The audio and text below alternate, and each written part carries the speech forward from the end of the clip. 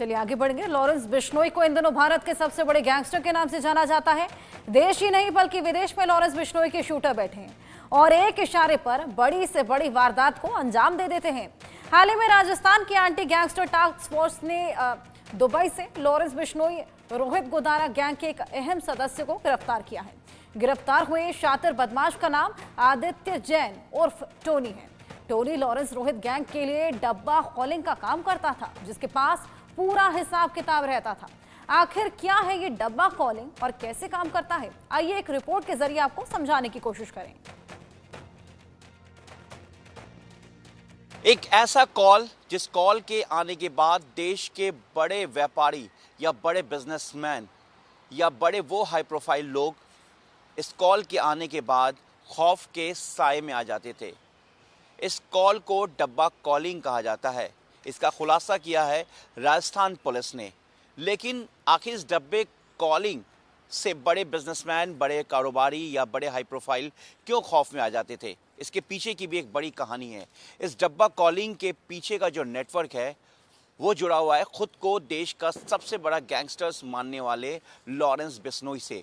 जी हाँ, लॉरेंस बिश्नोई और रोहित गोदारा के एक सबसे खास एसोसिएट जिसका नाम आदित्य जैन उर्फ टोनी है, जो कि दुबई से गिरफ्तार हुआ है। और वो लॉरेंस बिश्नोई, रोहित गोदारा और यूं कहें कि देश से लेकर देश के बाहर विदेशों के कई देशों में जो लॉरेंस के गैंगस्टर्स बैठे हैं और उस पूरे क्राइम सिंडिकेट का जो फंडिंग है, जो फाइनेंस है, उसका हिसाब किताब रखता था आदित्य जैन उर्फ टोनी।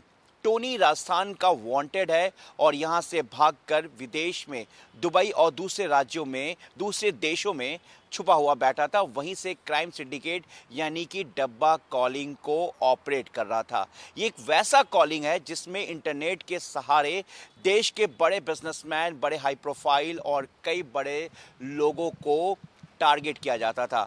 बेसिकली जिसको कॉल किया जाता है एक्सटॉर्शन के लिए, उसको टारगेट का वर्ड इस्तेमाल किया जाता है।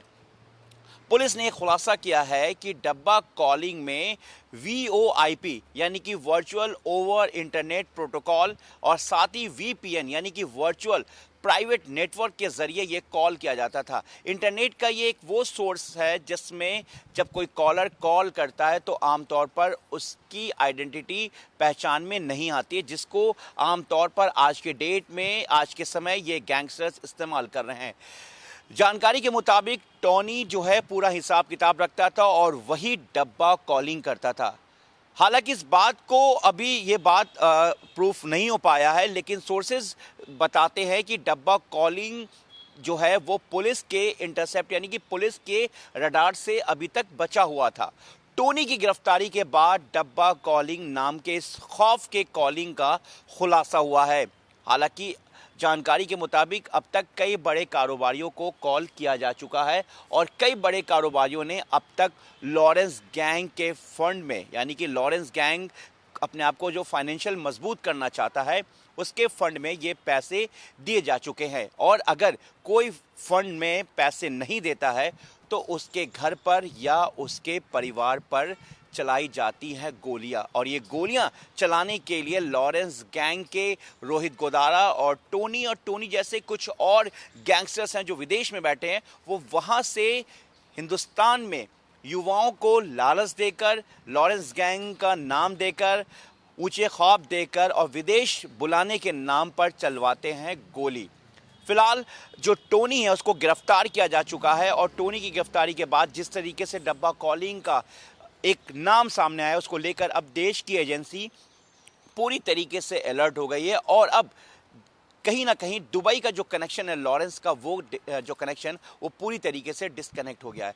टोनी के पास वो पूरा हिसाब किताब है जिससे कि अब पुलिस और देश की एजेंसी ये जान पाएगी कि आखिर उसके हिट लिस्ट में, यानी कि लॉरेंस के हिट लिस्ट में टारगेट के नाम पर कौन कौन नाम लिखा हुआ है, जो एक पूरा हिसाब किताब है, जो विदेशों का पूरा पुर्तगाल की बात करें, दुबई की बात करें, अजरबैजान की बात करें, या फिर इंग्लैंड की बात करें, या फिर कनाडा की बात करें, या फिर कैलिफोर्निया की बात करें, या फिर हम टर्की की बात करें, या फिर उज़्बेकिस्तान की बात करें, तमाम देशों में, या फिर हम बैंकॉक की बात करें, सिंगापुर की बात करें, ये तमाम वो देश हैं जहां पर लॉरेंस ने अपने ग्लोबलाइज तरीके से अपने नेटवर्क को पूरी तरीके से फैला चुका है। फिलहाल टोनी गिरफ्तार हो चुका है और कहीं ना कहीं पुलिस और एजेंसी ये मान रही है कि टोनी की गिरफ्तारी के बाद अब वो तमाम लिस्ट सामने आएगी जिसमें देश के कई बड़े कारोबारी, कई बड़े बिजनेसमैन और हाई प्रोफाइल लोगों का नाम शामिल है। लेकिन जिस तरीके से वीओआईपी और वीपीएन के जरिए लगातार धमकियां मिल रही थी, डब्बा कॉलिंग के जरिए यहाँ के लोगों को, कहीं ना कहीं अब वो कॉल रुक सी गई है। लेकिन अब देखना यह है कि आखिर लॉरेंस गैंग के जो लोग हैं और कौन सा तरीका अपनाते हैं। लेकिन जिस तरीके से टोनी गिरफ्तार हुआ है और ये खुलासा हुआ है कि डब्बा कॉलिंग के जरिए लॉरेंस गैंग को फाइनेंशियली मजबूत किया जा रहा था और इसको मजबूत करने में अंजाम दे रहा था विदेश में बैठा इंडिया का वांटेड रोहित गोदारा और गिरफ्तार किया हुआ टोनी यानी कि आदित्य जैन। अपने सहयोगी कैमरामैन सुधीर कुमार के साथ मैं जावेद हुसैन, इंडिया न्यूज़, दिल्ली।